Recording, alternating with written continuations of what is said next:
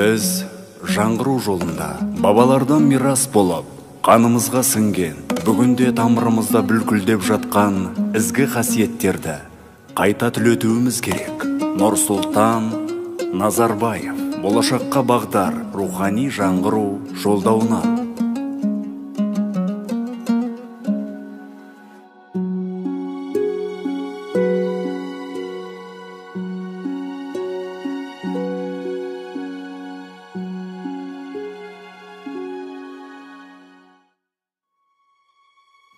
Әл-Қиса, бұл оқиға рухы биік, ұлы дала төсінде дүниеге келген алып бала туралы болмақ. Қане көрейікші бізде. Өй, мына бала алыпқа ұқсамайды ғой өзі.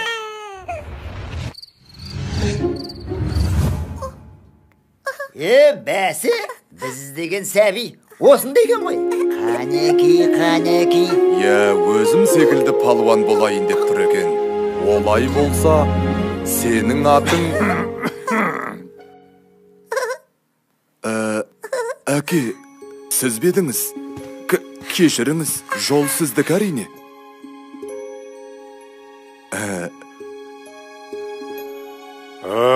Бәрекелді. Атасы секілді палуан болайын деп тұр екен. Ендеше сенің атың Мұхан.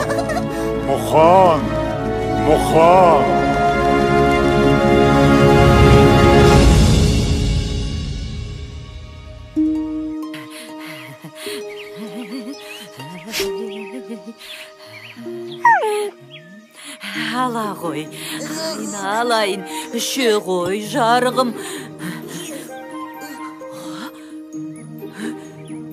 Қарны ашып қалыпты. Ой, тағалып келейін.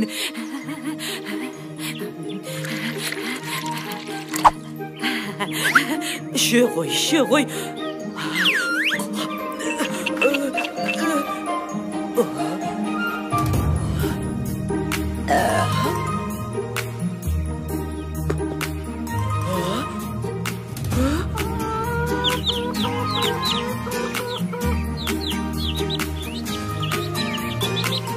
Батырларда туған анадан, ақындарда туған анадан, батырдына баша қазақты, келдім мәне ғажап күн, айналайын сендей балақтан. Тәңір берген көші бойында, жеңістерге жету ойында, білектіге басын имей, жауырыны жерге тимей, армандарға алда ұмтылар.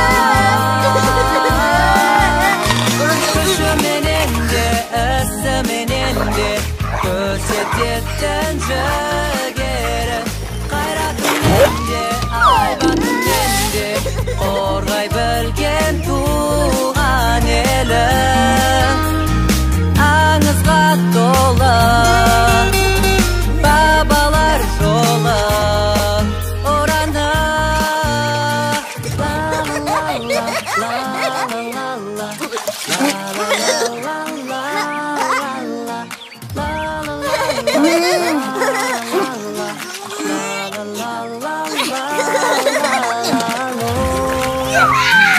Аңызға толы бабалар жолы ораны. Арада 2 жыл өтті. Өй, мұналар есейіп қалыпты ғой. Демек 3 жыл өткен. Бірақ бұл кезеңде айтарлықтай қызық болған жоқ. Міне, осы жастарында біраз қызықты оқиғалар болды. Ей, Мұхан, қорадағы қойларды өріске айдаңдар. Кеттік, Мұхан. Болсаңшы.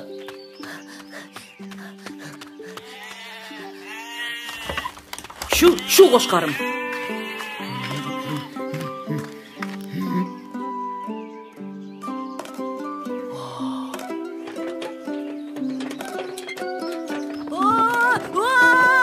Muxan, koş!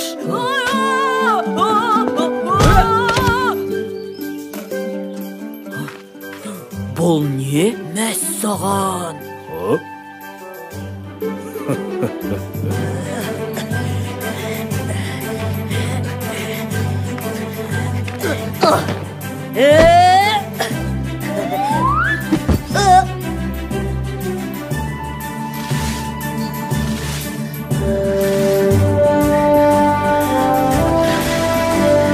Yürüsün, şürsün şu.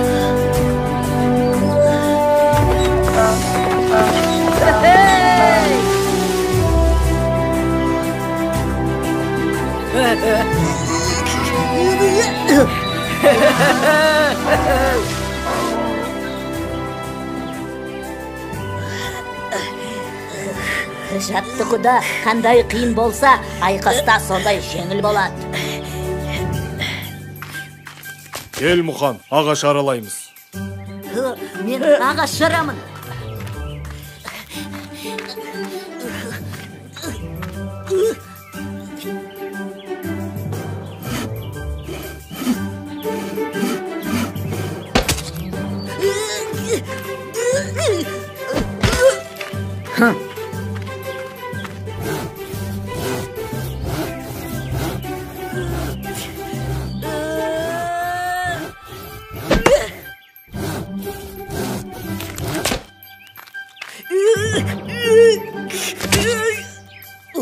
Әкел, мен көрейін.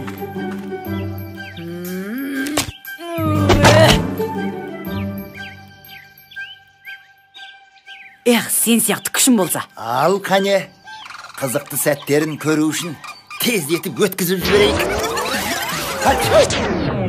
Кешіріңіздер, арада тағы да жылдар өтіп Мұқан ер жетті. Енді оның халық аузында жүрген ерекше ерліктеріне куә болайық.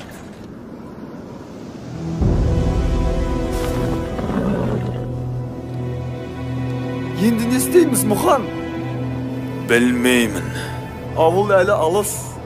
Ай, далада қасқырға жем болатын болдық ау. Көмектесіңдер! Ей, кім бар? Көмектесіңдер!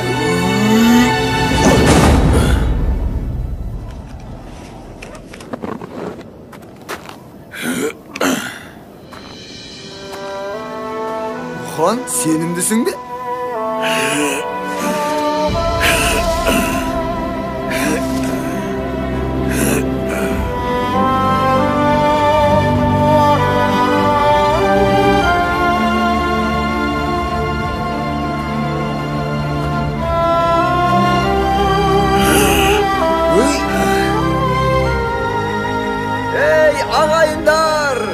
Сыртқа шығып біздің күшімізді көріңдер.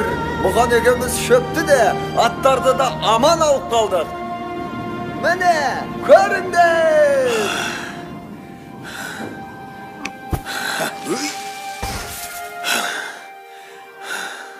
Тфәй, тіл көзім тасқа. Баяғының батырларын көргендей болдым ау.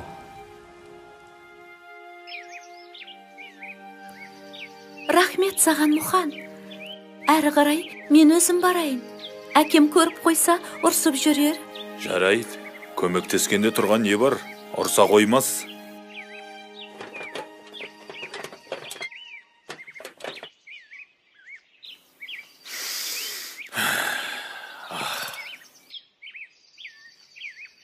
Мұқан! Мұқан, қайдасың? Мұқан, қайдасың? Мұқан, қайда жоғалып кеттің? Іздемеген жерім жоқ. Тыныштық ба? Тыныштық болса осылай сабылып іздеймін бе? Сені Байекең сұрастырып жатыр. Не үшін? Байдың үлкен бұқасы өзендегі батпаққа батып шыға алмай жатыр екен. Бүкіл ауыл жабылып шығара алмады. Оның маған қатысы не? Сен ең қызығын сұрамадың ғой. Тағы не? Бұқаны шығарған адамға Байекең бір қошқар берем деді. Онда кеттік.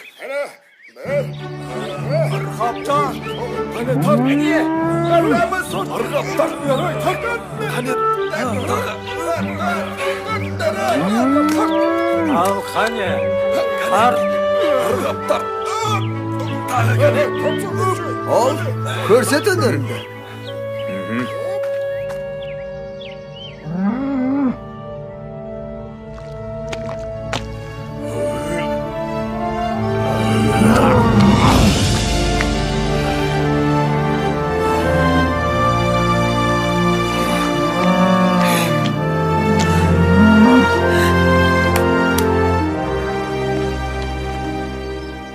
Сен жөнінде көп естуші едім. Енді көзімен көріп тәнті болдым. Отардан қалаған қошқарыңды таңдап ал.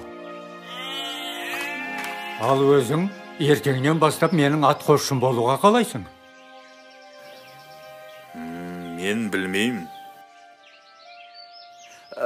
Мұхан келісті.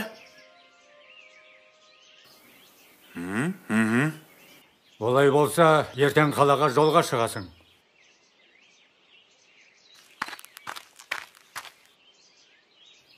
Екеуміз Мұханды қалай суырып алдық, я Мұхан? Енді қошқар бізді таңдап алайық.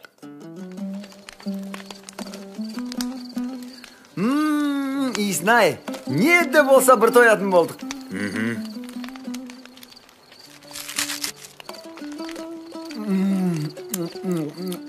Бақ жүркінің дәмін сынай. Өй, Мұхан, мұның не? Расында да дәмді екен. Жарайт, кішінап ал, ертең қалаға жүреміз.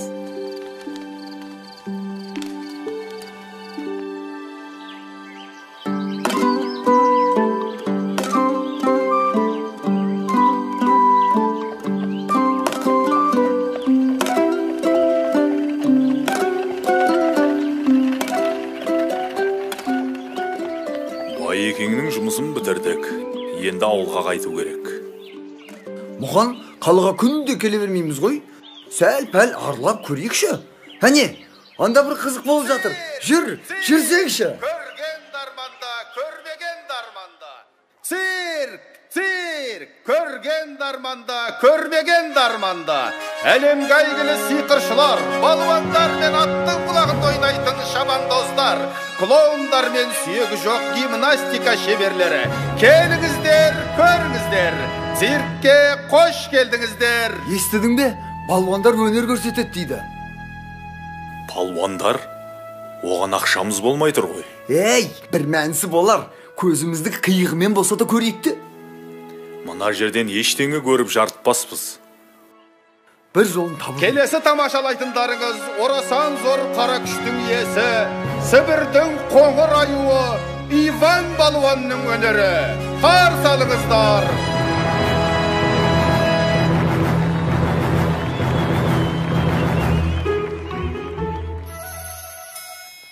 Менде бір ой бар. Жүр кеттік.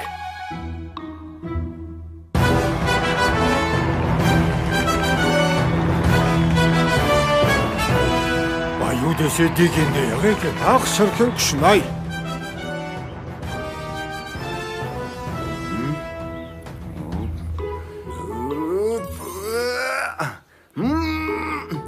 Мен қысылып қалдым, Мұхан, көмектес.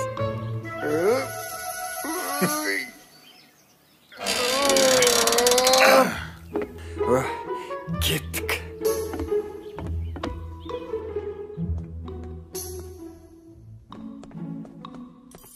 Қалай екен? Сібірдің аюы көңілдеріңізден шықты ма?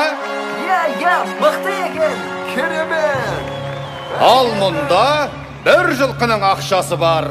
Олай болса, осы ақшаны кез келгеніңіз ала аласыздар. Тек бір ғана шарт бар. Сібірдің аюын кім жығып, қара маскасын шешсе, сол алады. Қане, кім шығады? Бәрекелді. Қане, қара маскамен қайсың шығасыңдар? Алға. Мына жігіт. Не істеу керек? Олай болса, Сібірдің аюымен күрес басталды. Қошемет! Күресу керек пе? Қазақтардан арғасқан жігіттер бар, Құдайға шүкір.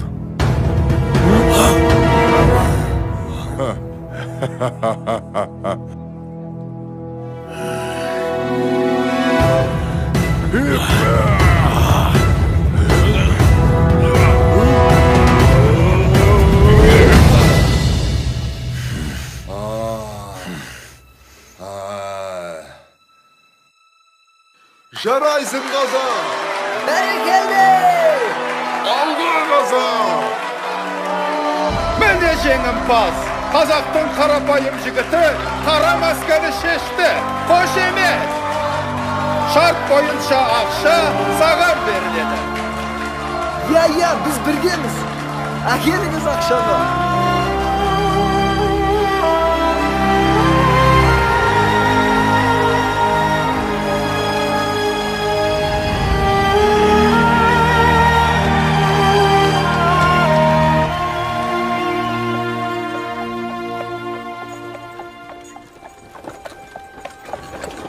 Сәлеметсіздер ме, мырзалар?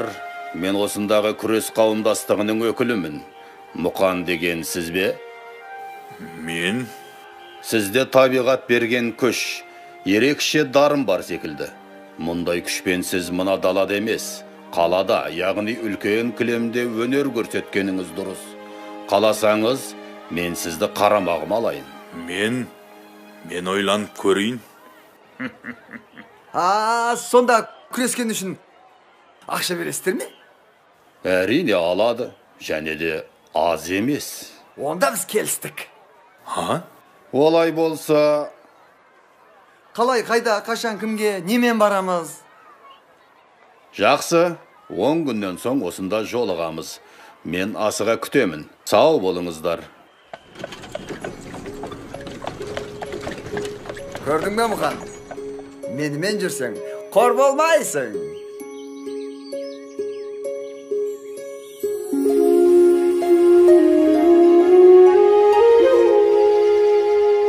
Бұл да басыңа қонған бақ шығар.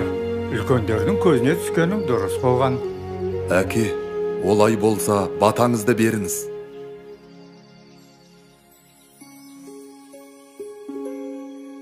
Есіңде болсын, Мұқан. Күш білекке ғана болмайды. Үлкен күш жүректен шығады. Сондықтан жүрегіңді тыңда. Жортқанда жолың болсын. Қыдыр алейкумассалам шылауыңда болсын. Аумин. Аумин. Уайымдамаңыздар, өзім бас көз болам.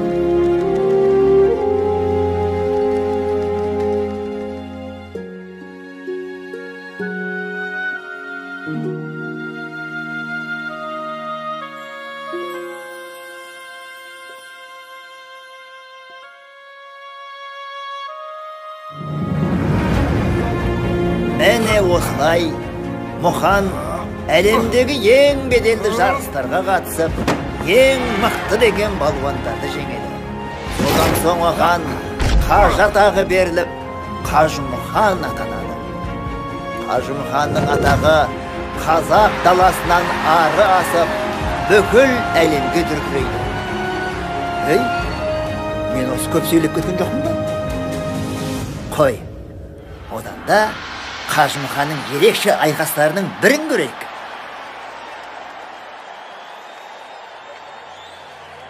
Мен Жапон балуаны Саракики. Жарысқа қатысқандардың бәрін талқандаймын.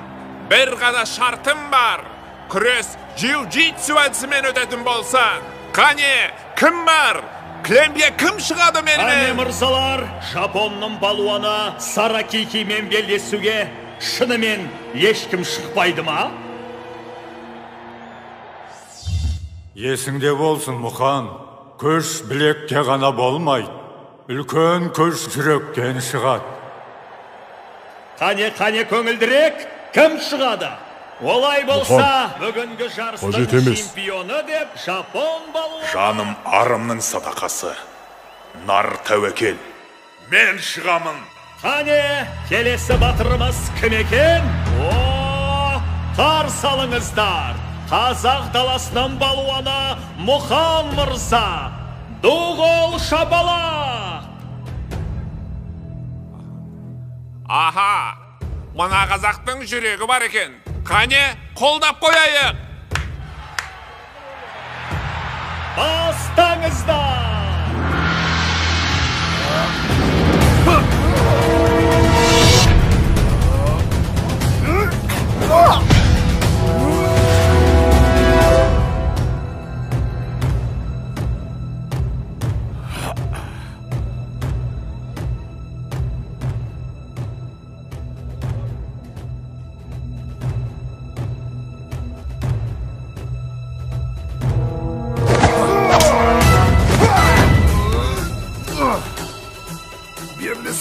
Қазақ! Намысты қолдан берме, Мұқан! Қазақ еш қашан берілмейді.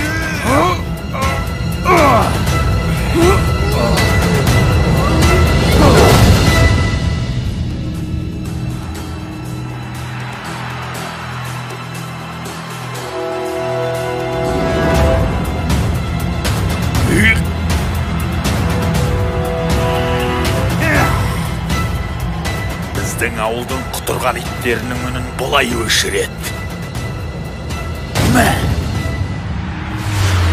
Бұл менің досым! Біз жеңдік! 1941 жылы Ұлы Отан соғысы басталған кезде 70-тен асқан қарт Қажымұқан қанша қиын болса да ел аралап өнер көрсетіп, халықтың рухын көтеріп, қуаныш сыйлаумен болды. Өнер көрсетуден түскен ақшаға ол әскери ұшақ жасатып, майданға берді. Сол үшін Сталиннен алғыс хатты алды. Қажымұқан атамыздың жеңістері ұрпағымыздың рухын мәңгілікке асқақтата беретініне сенімдіміз. Сендер де бүкіл әлем таныған Қажымұқандай балуан аталарыңды әрқашанда мақтан тұтыңдар.